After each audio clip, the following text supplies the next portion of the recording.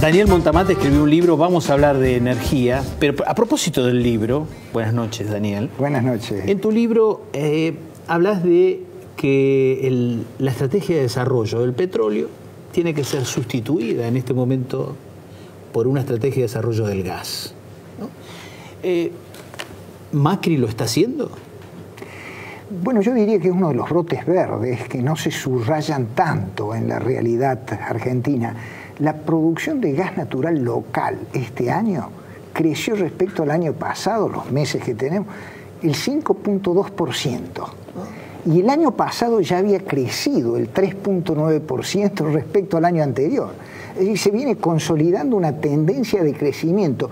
¿Eso cuánto es? Alrededor de 6.100.000 metros cúbicos día sobre una producción que el año pasado fue de 113 millones de metros cúbicos día. Así que es importante. Supongamos, Edgar, que se mantiene ese crecimiento del 5% en la producción de gas todos los años. Es un número, ¿no? Es un número, pero tenemos potencial para hacerlo. Aclarémosle a la gente que no es nada exigente con el potencial que tenemos. Bueno, yo he hecho cálculos, he hecho proyecciones y me encuentro con que a fines de la próxima década estaríamos produciendo 230, 240 millones de metros cúbicos días de gas, el doble casi que en la actualidad. Bueno, con eso no solo que nos autoabastecemos, sino que volvemos a tener saldos exportables. Bueno, pero eso necesita gasoductos, plantas separadoras de gas, petroquímicas para procesar el gas, una cantidad de inversiones que está sucediendo, ¿está ocurriendo eso? Gasoductos, hoy tenés gasoductos semisvacíos, con lo cual tenés infraestructura construida para el gas que la estás subutilizando porque perdiste producción durante todos los años pasados.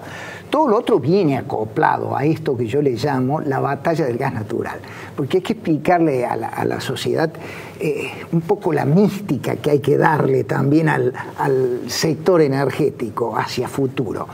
Frondizi, cuando asume en 1958, asume en mayo. En julio plantea lo que se llamó la batalla del petróleo. ¿Por qué? Ve su balanza de divisas y ve que está importando el 65% de los combustibles que el país consumía. Entonces, no cierra esto. Parece la Argentina. Parece la Argentina.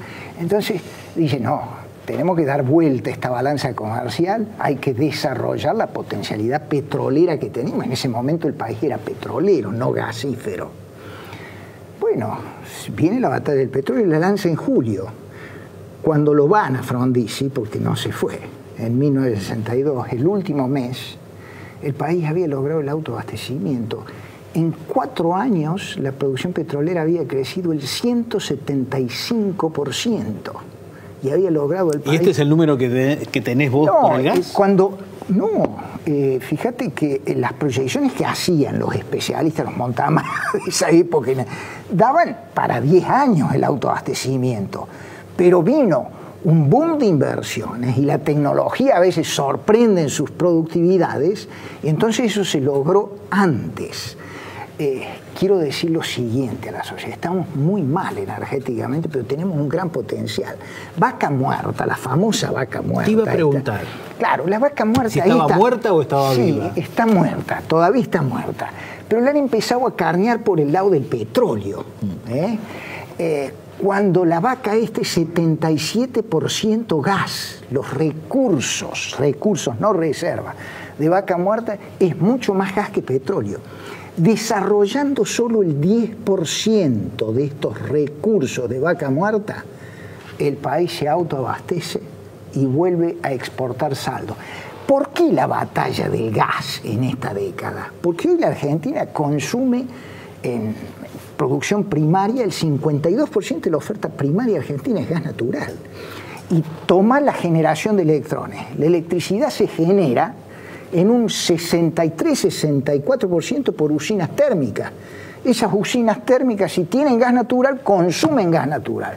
Por lo tanto, el desafío, la batalla de hoy es la del gas. Estamos en condiciones de ganarla y vuelvo al principio. No hemos dicho que este año la producción de gas natural local ha crecido 5.2%. Pero esto que no se haya dicho, ¿significa que el presidente no lo ve? ¿O que Aranguren no lo ve? ¿O que el gobierno en general no lo ve? No, yo creo que a veces quedan estas cosas, digamos, inmersas en otras que cubre la realidad económica, y entonces hablamos de la inflación y la recesión y no vemos que en algunos sectores como estos empiezan a darse estos procesos. Primero, oferta de gas natural crece, y la otra cuestión importante en el sector energético, que eso sí ha sido anunciado y subrayado, es que entre generación térmica y generación de renovables este año se adjudicaron unos 5.400 megavatios. Te aclaro que el parque disponible en la Argentina es de 25.000. El dibujado es 30 y algo, pero lo que realmente tenemos para afrontar la demanda cuando hay picos son 25.000 megas. Bueno, 5.400 megas sobre una oferta se hizo de 12.000 y pico megas, con una inversión de más de 6.000 millones de dólares, va a comprometer todo esto en obras en ejecución en los próximos 2 años. Se adjudicaron 2.400 megavatios de energías renovables en 2 rondas, solar y eólica sobre todo. El país no tenía prácticamente estas energías, tenemos 200, 300 megas. Es decir, otro brote verde que hay que subrayar en el sector energético. ¿Por qué digo esto, Edgar? Porque la energía hoy es parte del problema económico. Totalmente. Claro. Pero te iba a preguntar sobre eso. Sí. Gran parte del tema de la energía tiene que ver hoy día con la herencia recibida, ¿no? Sí, claro. Fue pésima la herencia recibida. Y te quería preguntar sobre parte de la actividad hoy día petrolera recibe un subsidio que se ha dado en llamar el barril criollo. Barril criollo. ¿Vos sos partidario de mantener eso o de ir a un sistema de precios internacionales? No, yo creo que la Argentina, por su característica estructural de un país con petróleo, no petrolero, nunca debió perder las referencias internacionales del precio. Estuvo muy mal cuando en años de petróleo claro, aquí nos divorciamos los precios internacionales y quisimos vivir la ficción de precios domésticos por debajo de los internacionales. Esos precios internacionales altos se nos metieron por la ventana cuando le quisimos cerrar la puerta vía importaciones. Creo que la Argentina tiene que estar acoplado a los precios internacionales, cuando el precio va para arriba y cuando el precio va para abajo. Y me parece que el gobierno ha explicitado una política responsable en este sentido, de que Argentina tiene que retomar esas referencias internacionales de precios en materia de petróleo y sus derivados, los combustibles. Pero si vamos a hablar de combustibles y de precios internacionales, vamos a tener que revisar, por ejemplo, la estructura impositiva de los combustibles, ¿no? Sí, claro. Sí, claro. Tenemos una estructura impositiva en materia de combustible. Un litro de nafta tiene casi un 50% de componente impositivo. Sube la nafta y el componente impositivo sube en la misma proporción, porque tenemos un impuesto que funciona como una suerte de IVA, el impuesto a los combustibles. Tenemos que pasar a un impuesto fijo por litro, porque eso va a amortiguar los ciclos de suba y baja del componente no impositivo del precio de los combustibles. Así que sí, hay que ir también a un esquema nuevo, un replanteo de los impuestos que gravan los combustibles. En el tema de las energías renovables que mencionabas, hay una expectativa en la Argentina que dice, porque hay quienes dicen, asume Trump en Estados Unidos. De hecho, hoy el Colegio Electoral de Estados Unidos ha ratificado que Trump es el nuevo presidente de Estados Unidos electo, y que entonces su énfasis va a ser en contra de de las energías renovables. ¿Vos crees que esto puede afectar a la Argentina, puede afectar el mapa internacional de inversiones hacia la energía renovable? A ver, yo creo que pese a Trump, el mundo va a una transición intrafósiles de carbón y petróleo por gas natural.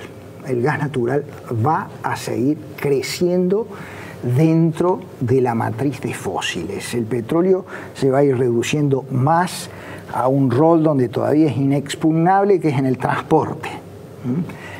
Pero después viene el tema de que las energías renovables están entrando a competir en costos con las fósiles, aún sin la internalización de los costos ambientales, es decir, sin de que se grave la emisión de fósiles, que les daría una ventaja competitiva mayor.